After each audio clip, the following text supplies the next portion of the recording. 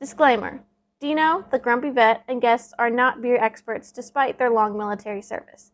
The opinions expressed are just that, opinions. No animals were harmed in the making of this review, just feelings. Welcome back to Grumpy Vet Garage. I'm the Grumpy Vet Dino, and today we're doing beer review number 3. Today is also Memorial Day, so I hope everybody's having a good Memorial Day weekend and remembering those who gave the ultimate sacrifice to protect the freedoms of this country. But today, for our beer review, we are doing a review on Highland, get it in there, Highland Brewery, Oatmeal Porter. So Oatmeal Porters typically, or a porter in general, is typically not the beer I would drink. But it looked interesting, so I went ahead and got it. But before going too far, let me go ahead and open this up with my fancy vintage Red Dog bottle opener. If you've had Red Dog or remember having Red Dog, please put that in the comments. It's been a long time since I've had one, but I do remember them fondly. The craziness that those days were. All right. Pretty decent pour. Not my best. All right. All right. Get a first sip. Okay. So, like I said earlier, today is Memorial Day. So I thought for Memorial Day I'd give a brief overview of the history of Memorial Day. People who know me, I ended up getting a history degree, a concentration in American history. So I have a bachelor's in history. It doesn't necessarily make me an expert, but kind of the same level as one beer. Not exactly an expert, but here we go. So Memorial Day, where did it start? Where did it come from? It's actually disputed quite a bit, as most history is. I guess the most commonly everybody seems to think is where it started. 3 years after the end of the Civil War in 1868, Union veterans decided they wanted to establish a decoration day to put flowers on the grave sites of their fallen comrades. This was also supported by a Major General John A. Logan, so a 2-star general, also fought in the war. He wanted the day to start or to be on May 30th because he felt like it would unify the country, that everywhere in the United States flowers were blooming at that moment so that everybody'd be able to take part in picking flowers and placing flowers at the grave sites of their fallen soldiers. First time this happened was actually in that year in 1868 at Arlington National Cemetery, and they got together and they placed flowers on the grave sites of the Union soldiers and Confederate soldiers that were there. But of course, like I said, there's a dispute on whether or not that's the actual beginning. Local observances of this supposedly started only 1 year after the end of the Civil War in 1866. The most notable one of those being in Columbus, Mississippi in April of that year. And a group of women had decided to place flowers on the grave sites of Confederate soldiers that had died in nearby the Battle of Shiloh. After placing only on Confederate soldier graves, the women felt like it just seemed like it was a divisive act, that it was dividing an already divided country. You know, it was after the defeat of the Confederacy. So with the leftover flowers they had, they went ahead and placed those flowers on the grave sites of Union soldiers that were also buried there in Mississippi. There are 25 other cities that had similar accounts in 1866 that they had started this tradition. Most of them being in the South, but one of them being in Carbondale, Illinois, which is actually the wartime home of Major General Logan. Maybe a coincidence there. I'm not quite sure. Maybe that's where he got the idea from in 1866. I don't know. But they also did something similar, placing flowers on the grave sites of fallen soldiers from the Civil War. At this time, it was mostly called Decoration Day. It wasn't called Memorial Day. Maybe in spots it was, but it's not known as what it was today. But moving up into the 20th century, in 1966, it was officially declared by Congress, and the President of the United States at that time was President Johnson, Lyndon Johnson, that declared that the birthplace of Memorial Day was Waterloo, New York. Based upon that in May of 1866, there's that date again, that locals had honored Union soldiers that had died in the Civil War. So by the end of the 19th century, so the 1800s, most locations around the United States, through their state representatives or state legislature, but also the Department of the Army and the Department of the Navy, had decided that May 30th was going to be Memorial Day. And they set up remembrances of Memorial Day. So in 1971, this is actually the day that Memorial Day officially became a holiday. It was a national act of Congress and placed it as the last Monday of May, lining up very similar to the May 30th time frame that was suggested by Major General Logan, that it was actually an official holiday and designated as a national holiday. And then one more note, in December of 2000, Congress then passed the National Moment of Remembrance Act. I don't remember this. I was an adult in 2000. I don't remember this, but it was a law passed to ensure the sacrifices of all men and women who had died in service of our country would be remembered. And this act was to create a law that would encourage and also contribute to setting up remembrances on Memorial Day. And then also the remembrance wanted to make a pause where it doesn't matter where you are in the United States of America, at 3 o'clock on Memorial Day, they wanted to encourage people to take a moment of silence, moment to pause in their day and think about those that we had lost throughout the United States as far as defending our country, securing our freedoms. But that is the history of Memorial Day. Didn't think it was going to be that deep. I don't know what I thought it was going to be, but this information, if you want to look it up, is on the VA .gov, has most of this, and I got some other information on some of the multiple locations. I got that from the Library of Congress website. So if you want to check that out, by all means, check that out. But again, I hope everybody's having a great Memorial Day. Moving on to the beer review. Again, the beer I'm reviewing today is Highland Brewing Oatmeal Porter. This beer style, it's a porter. A common porter that you may have had is Guinness Draught. That's more of a porter stout, but it's something that I think is actually very similar to this particular beer. The alcohol by volume on this beer is a little bit lower than the IPAs that we previously had been looking at 5.9% alcohol by volume. And then the IBU, or International Bitterness Unit, on this beer is a 35. So I thought lower, and I would tend to agree with that. Again, previous videos I talked about a benchmark, and I want to maintain these benchmarks.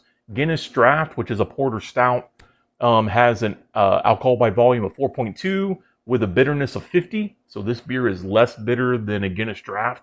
And then Corona Extra has a alcohol by volume of 4.6, an IBU rating of 22, that being a lager. That would be less bitter than this beer. And that sounds about right. The 35 sounds a little low. It's lower than the IPAs we had previously reviewed. The Alai is definitely more bitter than this beer. And then the Voodoo Ranger Juicy Haze on the IBU scale is more bitter than this beer, but it doesn't seem much different in bitterness than this one. This is still a very smooth porter, which is a bit of a surprise. When I got it, I didn't expect it to be a smooth and very enjoyable, drinkable beer that it is. Where is this beer made? It's made in Asheville, North Carolina. Was not really aware of this brewery or the amount of beer that is brewed in Asheville, North Carolina. Juicy Haze IPA is brewed in Asheville, North Carolina, and I'll kind of touch on that in a second. But the history of the brewer, Highland Brewing, it was started by a retired engineer by the name of Oscar Wong in 1994. It doesn't say this on their website, but the brewer has a full spectrum of beers. They're not focusing on stouts and porters or IPAs only, and there's a lot of brewers that do that, and that's fine. But they have a stout, they have this oatmeal porter, they have a pilsner, they have 5 different IPAs that are their year-round brews that they have, and then they have an ale called Gaelic Ale, which is like an amber ale, and I'm going to be reviewing that beer as well in a future video. But those are the 10 beers. There's 10 beers that they brew all the time. And then they have seasonal brews that they do as well. They change, but they're 10. They have 10 year-round brews that they make.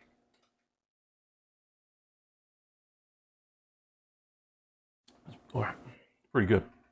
And like I said, there's 10 of them, and then half of them are IPAs. So we're probably going to get into some of those too. But I wanted them.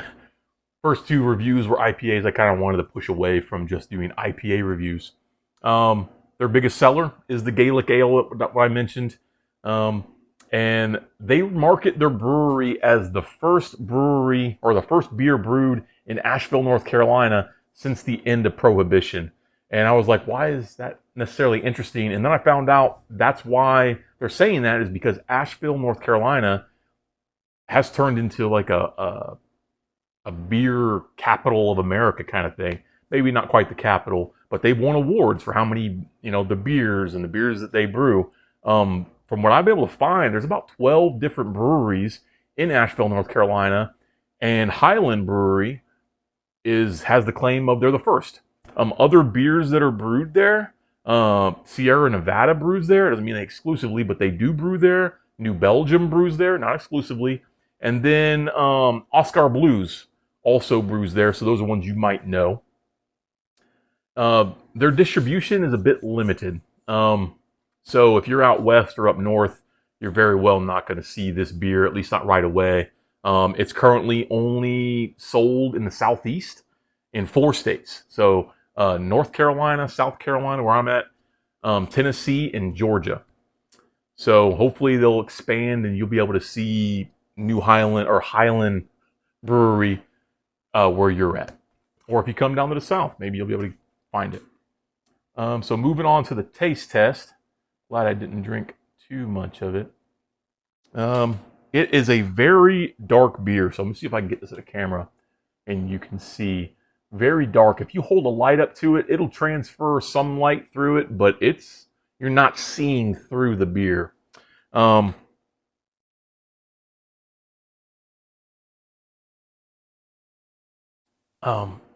so it's good. Comparison, I would compare it. It's in the same. It's not identical to Guinness Draught, but I could see that. I think if they were trying to brew a porter, they may have been trying to kind of model it after a beer that everybody loves in Guinness Draught. They say that it has notes of roasted coffee and a hint of chocolate, and I would agree with that.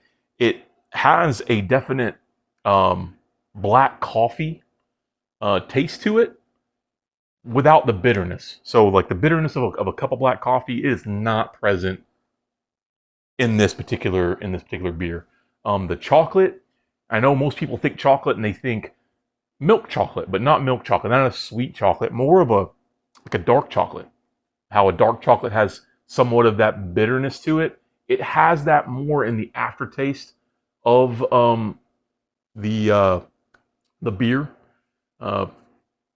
Yesterday, I turned around and did some market research and had 4 of them while I was, looking through and doing some research on the history of this video, Memorial Day and the beer. It's a very enjoyable beer.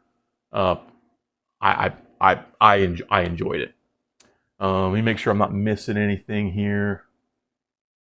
Yeah, not a lot of bitterness, especially for a porter. Granted, I've only had a handful of porters.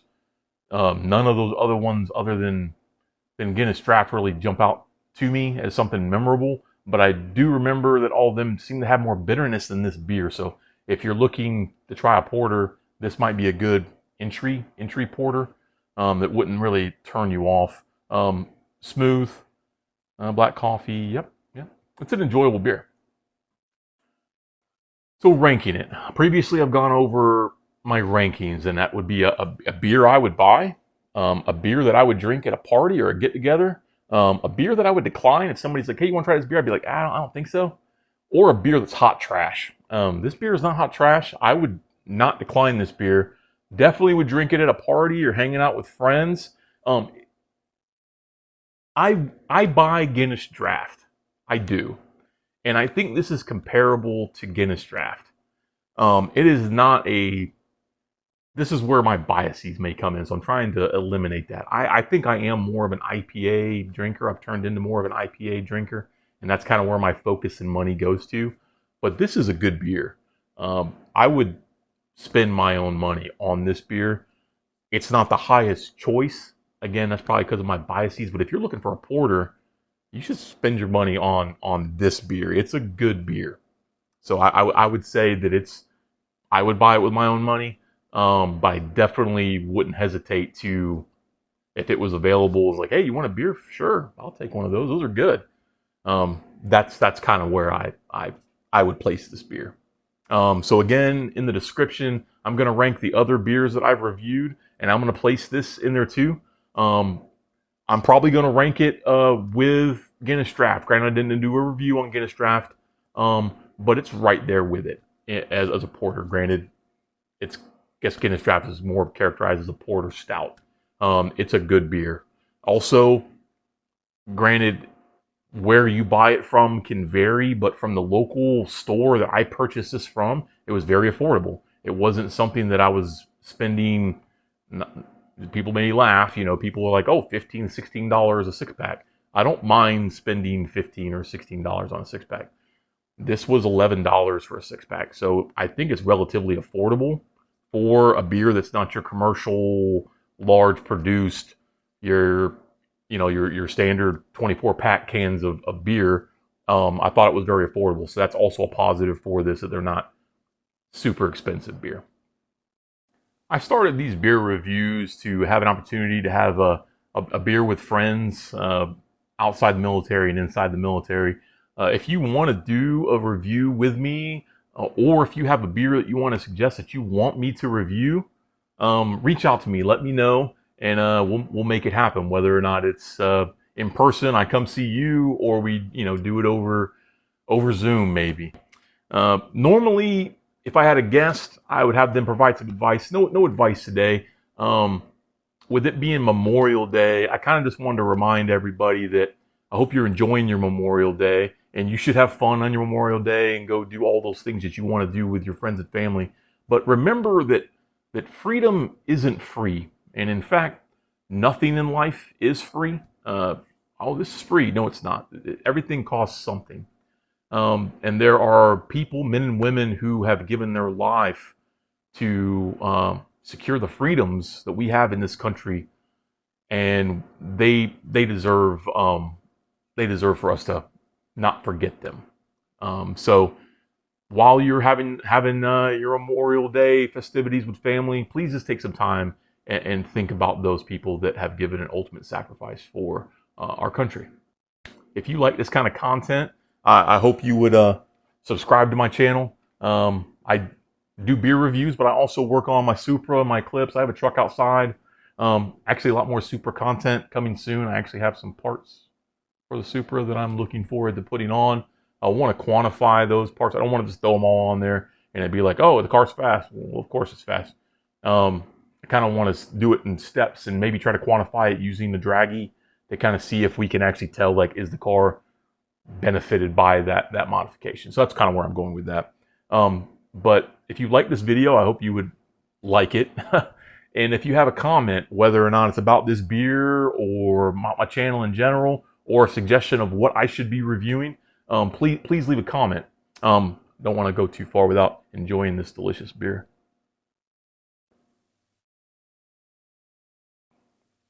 It's smooth for being a porter. Granted, maybe I'm gonna find some porters that are even smoother than this, but this is good.